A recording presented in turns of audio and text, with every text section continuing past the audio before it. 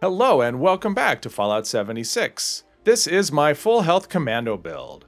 This is actually my main character, and this is a build I have run for quite some time. It does really well with pretty much any automatic rifle. Let's start off with the legendary perks. I use follow through because I get an extra 40% damage for 10 seconds after a sneak attack. This is mainly useful on larger enemies. Most smaller ones, they go down in maybe 1 or 2 shots, and this isn't going to matter. But on a bigger enemy like a Mirelurk Queen, a Behemoth, definitely a boss, this will give you a lot more damage.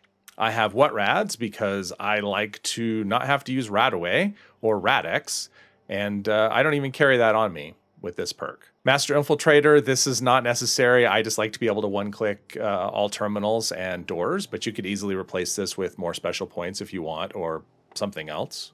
And then I have 3 legendary specials that are maxed out just so I can spread the points around. Now on to the perks. So I have Traveling Pharmacy for reduced chem weight, Bandolier because I want to have the ammo weigh as little as possible, and I want to be able to carry lots of it. And Blocker for the reduced damage against melee attackers. I pretty much put this on any build that I do. Then I have all the commando perks maxed out, along with max rank Tank Killer. And I use Grenadier because one of my main weapons is a explosive fixer, and this will just increase the damage radius of that weapon. Now this spot I can swap out. I have Chem Fiend at the moment for double duration on chems, but I also will use Fireproof sometimes. Those are the 2 perks I swap in and out of this spot. Under Charisma, we have Tenderizer. Now, I will swap this out from time to time with Inspirational if I am interested in more experience, but typically I go for the more damage option. And then Strange in Numbers just to give me better effects with my mutations on those times I'm running with a team that has other mutated players, that is. Demolition Expert because I do have that explosive fixer. Scrapper just because it's nice to get extra junk. You obviously don't need that perk. And Gunsmith to increase the durability of my guns. Covert Operative for extra damage on sneak attacks. Mr. Sandman for the same reason. Sneak just to stay undetected. This is primarily a sneak build. Escape Artist, same reason. Gunfu for swapping targets when you are against multiple enemies. And Adrenaline for the same thing, more damage when you're against multiple enemies. Bloody Mess for extra damage. Now this is a critical build, so I have better criticals and critical savvy. Starch Genes to keep a hold of those mutations. And Good with Salt because I do use food buffs and I like to have the food not spoil. Now, as far as mutations go, I have Bird Bones. The main reason for that is just the extra agility, so I can have more action points and be sneakier. Eagle Eyes for extra perception, so more accuracy and the critical shot damage. Herd Mentality for the extra special points, when I'm in a team, that is. And Speed Demon for the movement speed. Actually, the main reason I run Speed Demon is for the reload speed. And Herbivore to get more benefit from the food buffs. Now, as far as the food buffs that I actually use, Mute Fruit Juice for extra agility, Sweetwater Blend for extra perception, Tato Juice for extra action points, Blight Soup for extra critical shot damage, Brain Fungus Soup, extra intelligence. Obviously, that's not going to help you with damage, but it will give you a little bit more experience, and Corn Soup to get faster AP regen. Now, as far as the gear goes, for the under armor, I use Shielded Road Leathers because I get a boost to perception, agility, and luck. All good things for a commando character, especially stealth. The outfit, because I get this question a lot, is the Free States Revolutionary Outfit. That is the Cabo one. It's a Atomic Shop item. I don't know where it came from. I don't know if I bought it or if it was a scoreboard, or I don't know. I have no idea where it came from, but that's what I have, and that's a question I get asked a lot. And the Treasure Hunter hat. As far as armor goes, I have a mix of Secret Service pieces. I have Troubleshooters, Vanguard's piece, an Overeater's piece, with a mix of secondary effects. I have AP Regen, Fire Resist, and Poison Resist. But it's all Secret Service. That's the main point. Everything else is just kind of, it doesn't matter a whole lot. Having AP Regen is very nice, though. So I believe that the build is the most important part of doing damage. The weapon is kind of secondary. And also, not everyone has access to the same legendary rolls. You may get lucky, you may get unlucky. And so what I've chosen is to use a regular automatic combat rifle, non-legendary. This is what I'll be using to demonstrate the build. And I've modded it. I am primarily a VATS commando. And so this is modified for VATS use. I have the tweaked automatic receiver, and that gives you extra critical shot damage. Aligned long barrel and forceful stock, along with a reflex sight, all reduce AP cost. I have the stinging magazine. It gives you a little bit of armor penetration.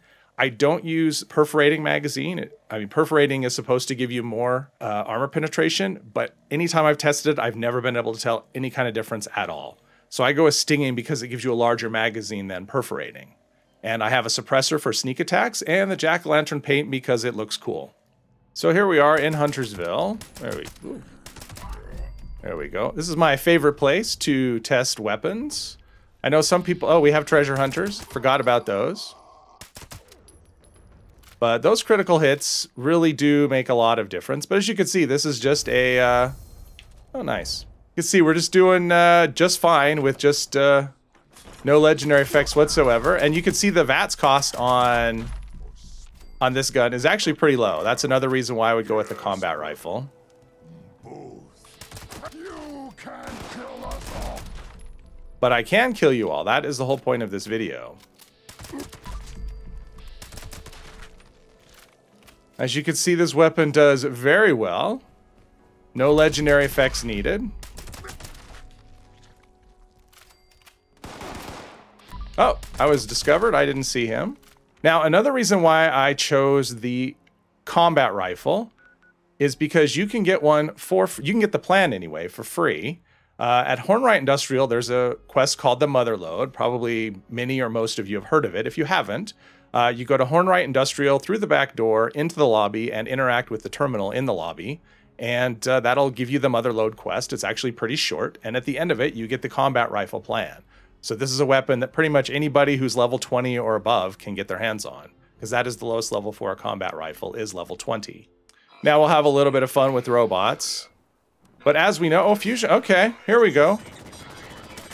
Take care of the robot. I don't know if the Scorch Beast will get close enough that we can actually, I was not planning this. I was just planning to do robots, but let's fight a Scorch Beast. Let's see how that goes. We are in danger, so that will take a little bit off our sneak attacks. And of course, the Scorch Beast may or may not cooperate. Oh, and he's even legendary. Lots of different... Okay, well, this wasn't planned, but that's okay. We can go off script. Definitely want to be targeting the head. But you can see we're doing good damage. Now he's onto his second health bar. Now, obviously, if we were closer, it would definitely help with the damage. And also getting all those shots in. Oh, now he's flying away. All right, well, this is kind of fun. I like doing a controlled environment. Where'd he go? There he is. Okay, you can hear those critical hits going, though. That's going to be your bread and butter with this build, is the critical hits. There we go, and he is done. Or she, I don't know. He or she. Now we could do with the robots. Not sure how many are... Okay. Not sure how many are left after that. But as you can see, even dealing with a bunch of targets at once is not much of an issue. And this is... Remember, this is a non-legendary combat rifle. So it's below a fixer, below a handmade. But it still does solid work. And that's mainly because... I mean, it's actually a good gun, but it's also because the build is good. Alright, and just for fun, let's show what happens when you actually get your hands on a really good gun. This is a quad explosive reduced AP cost fixer, and we are going to deal with some Mirelurks. Mirelurk Queen, Mirelurk King, and let's see how we do against those particular enemies, if we can find them. What do we have over here? Okay, there we go. Headshots with Mirelurk Deep King, and they are very tanky. Alright, we came here to see a Mirelurk Queen, so let's get one. Let's get one to pop her head out, or her whole body out. I know some people like the legs, but I like to go for headshots. And there you go. That's what critical hits and a very good weapon will do to a Mirelurk Queen. And there you have it. That is what I use for a full health commando. As you can see, it does very well with either a non-legendary or a legendary weapon against a variety of enemies. I hope you found this video helpful. If you did, please leave a comment down below, and I hope you'll join me in the next one. Thank you very much.